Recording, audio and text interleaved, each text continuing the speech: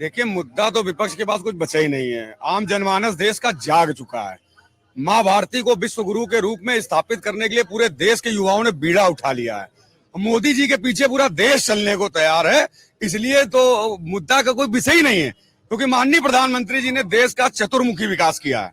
चाहे वो स्वर्णिम चतुर्भुज योजना के माध्यम से हो, चाहे वो कॉरिडोर के माध्यम से हो, चाहे वो धार्मिक स्थलों के निर्माण का विषय हो, चाहे देश की आंतरिक और बाह्य सुरक्षा का विषय हो, चाहे माँ भारती के को विश्व गुरु के रूप में, मतलब विश्व पटल पर आज अगर जो विकसित राष्ट्र अपने आप को कह रहे हैं, वो भी ये कह रहे हैं कि हम मोदी के साथ चलने को तैयार है, मोदी का नेतृत्व स्वीकार करने को तैयार है। इसलिए जनता के बीच में ऐसा कोई मुद्दा नहीं है। जनता बिल्कुल तैयार बैठी है कि 13 तारीख का हम सब इंतजार कर रहे हैं। जनता इंतजार कर रही है कि धीरे से जाएंगे और कमल का बटन दबाएंगे और माननीय प्रधानमंत्री जी को पुनः इस देश का प्रधानमंत्री बनाएंगे। ये भारतीय जनता पार्टी में व्यक्ति की महानता नहीं है। पंडित रविन्द्रनाथ टैगोर जी कहते थे कि व्यक्ति महान होने से देश महान नहीं हो सकता। जब देश महान होगा तो हर व्यक्ति महान होगा।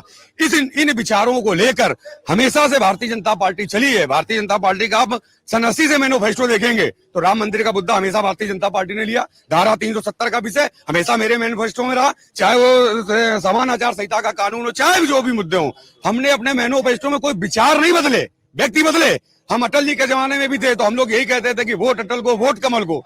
आज हम लोग मोदी के साथ चल रहे हैं तो नेतृत्व देने की क्षमता भारतीय जनता पार्टी में है। मोदी जी व्यक्ति तो हो सकते हैं, लेकिन एक व्यवस्था के कारण वो देश के प्रधानमंत्री हैं और उनके द्वारा किए गए कार्यों से देश का आम जनमानस प्रभावित है। क्या विपक्ष गायब है? बिल्कुल गायब है।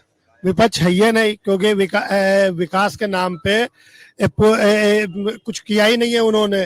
पूरे 60 साल तक वो बैठे रहे और कुछ भी काम नहीं किया उन्होंने। अगर काम विकास की बात कर रहे हैं तो विकास कहाँ हुआ भाई? हमारे यहाँ रोजगार की बात कर रहे हैं कि रोजगार नहीं मिला। रोजगार क्यों नहीं मिला? हाईवे बना है तो रोजगार मिला है, आपके मंदिर बन रहे हैं तो रोजगार वहां पे लोगों को मिल रहे हैं। रोजगार तो मिल ही रहा है भाई साहब। जिसको काम करना है उसके लिए रोजगार है, जिसके लोग काम नहीं करना उनके लिए रोजगार नहीं है। क्या नाम हुआ साहब? वास्य त्रिपाठी है।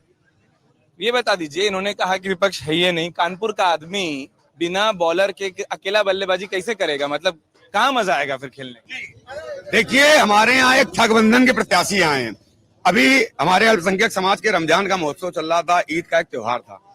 सपा के ही एक विधानसभा के एक नेता ने बैनर लगा के वो जो भी बांट रहे थे, आचार संहिता का उन्होंने उल्लंघन किया। तो कानपुर में एक हमारे माननीय विधायक हैं समाजवादी पार्टी के, चूंकि आचार संहिता में पुलिस ने जब उन्हें गिरफ्तार किया तो विषय कहीं कुछ नहीं था, आचार संहिता और उनके बीच का विषय था। लेकिन उन्होंने भगवान राम की रामनवमी यात्रा को चैलेंज किया। वो एसीबी से कहते नजर आए कि तुम्हारी औकात हो तो रामनवमी की यात्रा को रोक कर दिखाएं। आप लोग इशारा करते हैं, सबने पढ़ा है, नाम क्यों नहीं ले लेते? अरे, आर्य नगर के विधानसभा के विधायक हैं और आज संभवतः उसे गिरफ्तारी देने का एक नाटक कर रहे हैं। मतलब राम इतने सस्ते हो गए। विषय कहीं था, अल्पसंख्यकों का वोट रिझाने के लिए भी उन्होंने ये भरसक प्रयास किया है।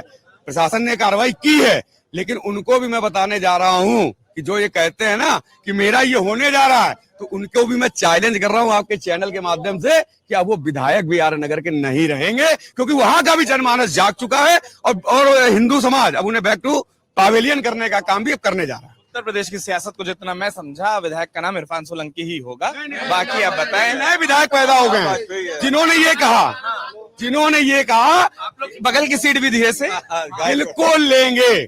अल्पसंख्यक समाज भी आज बहुतायत मात्रा में भारतीय जनता पार्टी के विचारों का समर्थन कर रहा है। कल मैं एक वहां बैठक में था, वहां पे कम से कम सैकड़ों ऐसे मुस्लिम समाज के लोग, हमारी बहनें भी उसमें थी, जो ये कह रही थी कि नहीं मैं मोदी के साथ चलने को तैयार हूं। केवल तुष्टीकरण की राजनीति का आरोप तो आप भारतीय जनता पार्टी पे लगाते हैं, लेकिन तुष्टीकरण करने से समाजवादी पार्टी को लोग नहीं मानते। मोदी जी कह रहे हैं सबका साथ, सबका विकास, सबका विश्वास। निशाने पर सपा ही है क्या गठबंधन में? मैं ये पूछ लूं क्योंकि उम्मीदवार तो दूसरी पार्टी से, वो भी उसका समर्थन। वो तो आपको दिख रहा होगा ना निशाने में कौन है। इन्होंने इतनी देर से जितने नाम लिए तो इसलिए मैं पूछ रहा हूँ, इसलिए पूछा कि निशाने पर सपा को ही लिया जाता है। नहीं, सपा को नहीं लिया जाता, लेकिन इस तरह की वार्ता और उस थाने में गठबंधन के प्रत्याशी बैठ के इस विषय का समर्थन कर रहे हैं। कानपुर महानगर बहुसंख्यक समाज का क्षेत्र है। हमारे यहाँ 80% हिंदू मतदाता है। आप भगवान राम पे इतनी टिप्पणी क्यों? वो भी जब रामनवमी का पर्व मर्यादा पुरुषोत्तम भगवान राम अयोध्या में 500 वर्षों के बाद विराजमान है। जब 14 वर्षों के बाद भगवान लौटे थे तो पूरे विश्व ने, पूरे देश ने खुशी मनाई थी। आज हिंदू समाज के लिए ये बहुत ही गर्व का विषय है कि वो विषय 500 वर्षों बाद जब रामलला जी विराजमान हुए हैं, उनकी यात्रा को लेकर अगर आप टिप्पणी कर रहे हैं तो निश्चित रूप से आप समाज को लड़ाने का काम कर रहे हैं। लेकिन समाज लड़ने वाला नहीं है, समाज आप जैसे लड़ाकों को फोड़ने वाला काम करेगा, ये बिल्कुल तय है। अगर आप ये वीडियो YouTube पर देख रहे हैं तो हमारे चैनल को सब्सक्राइब करें और बेल आइकन को दबाना ना भूलें। अगर आप Facebook पर ये वीडियो देख रहे हैं तो हमारे पेज को लाइक करें।